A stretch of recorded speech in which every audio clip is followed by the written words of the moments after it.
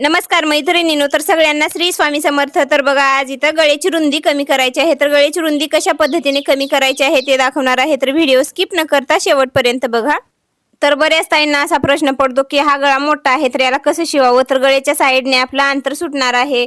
तर बघा, गळ्याच्या साईडने अंतर सुटणार नाही, तर एकदम गळ्याच्या बरोबर आपल्याला गळा शिवून इथं तयार करायचा आहे.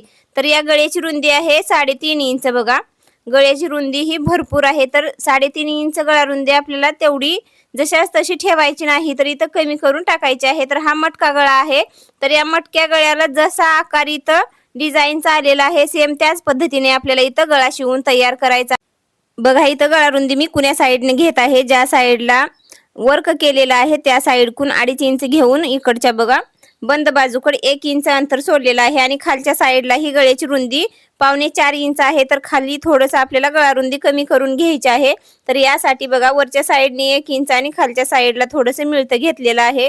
तर ज्या साईडला वर्क केलेलं होतं त्या साईडकून 2.5 इंच इथं गळा आपला बरोबर ठेवायचा आहे. आणि वरी जास्त असलेलं अंतर हे 1 इंच जे अंतर होतं ते इथं शिवून घ्यायचं आहे. गळ्याच्या सेंटरमध्ये शिवून घेतलेला आहे बघा. तर अशा पद्धतीने गळा इथं शिवून घ्यायचा आहे. तर शिवणाच्या पलीकडे जे अंतर राहिलेलं आहे ते 2.5 इंच अंतर आहे. तर आपल्या गळ्याची रुंदी ही 2.5 इंचच आहे.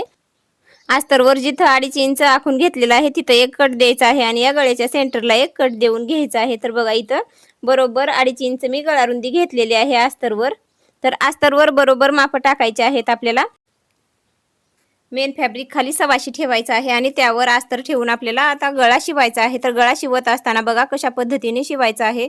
जिथं आपण बघा मेन फॅब्रिकवर 1 इंच गळा रुंदी कमी करून घेतलेली होती, तर बरोबर जिथं ती टीप आहे त्या टीपवर या गळ्याचा सेंटर ठेवायचा आहे. बरोबर सेंटर ठेवून तिथे एक टाचणी लावून घ्यायची आहे आणि खालच्या साईडला या डिझाईनचा बरोबर सेंटर घ्यायचा आहे आणि त्या सेंटरपाशी एक आपल्याला टाचणी लावून घ्यायची आहे अशा पद्धतीने.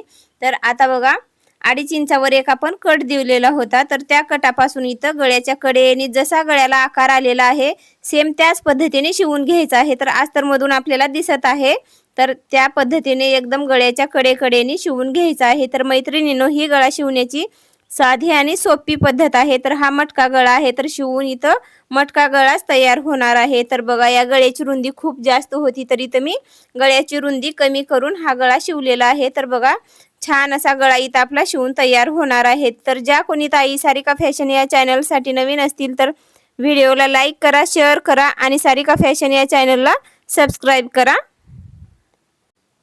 गळा शिवते वेळेस आपल्याला आखून घ्यायची गरज लागणार नाही. तर बघा, साध्या आणि सोप्या पद्धतीने इथं गळा शिवून तुम्हाला दाखवत आहे. तर असा गळा शिवून झाल्याच्या नंतर खालची आणि वरची टाचणी काढून घ्यायची आहे आणि गळा हा एकदम कडेने कट करून घ्यायचा आहे. म्हणजे गळ्याच्या कडेने आपल्याला थोडंसं अंतर सोडायचं आहे आणि गळा कट करून घ्यायचा आहे. तर गळा पलटी करून झाल्यावर किती छान गळा आपला तयार झालेला आहे तो तुम्हाला बघायला मिळणारच आहे. तर बघा, गळ्याच्या मधला इथं कपडा मी कट करून टाकलेला आहे. तर गळ्याच्या कडेकडेने आपल्याला जवळ कट देऊन घ्यायचे आहे. तर त्या अगोदर आपल्याला कमरपट्टी लावायची नाही कमरेला, तर एकदम सरळमध्ये शिवून घ्यायचं आहे. तर इथं एकदम सरळमध्ये मी खालच्या बाजूला शिवून घेणार आहे. तर बघा, गळा पलटी करून शिवून घेतलं तर कमरेला कमरपट्टी लावता येते आणि गळा शिवून झाल्याच्या नंतर खाली सरळमध्ये शिवलं तर इथं कमरपट्टी लावायची गरज लागणार नाही. तर इथं एकदम सरळमध्ये मी शिवून घेतलेला आहे.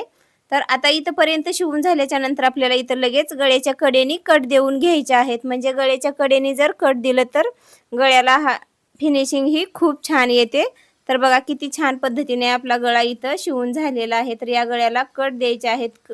मैत्रिणींनो, कट देत असताना आपल्याला सरळमध्ये कट द्यायचे नाही, तर क्रॉसमध्ये जरा कट द्यायचे आहेत. बघा, म्हणजे जरा कात्रे आपल्याला क्रॉसमध्ये कट देत जायचं आहे. तर या कपड्याला आता पलटी करून घ्यायचं आहे. तर पलटी करून घेतल्याच्या नंतर बघा, गळा आपला इथं प्रॉपर पद्धतीने शिवून तयार झालेला आहे का नाही ते बघायचं आहे. तर बघा, किती छान पद्धतीने एकदम जशी वर्क केलेली आहे त्या वर्कच्या साईडनेच आपला गळा शिवून इथं तयार झालेला आहे. तर या गळ्याच्या कडेने आपल्याला एक दाब टीप द्यायची आहे.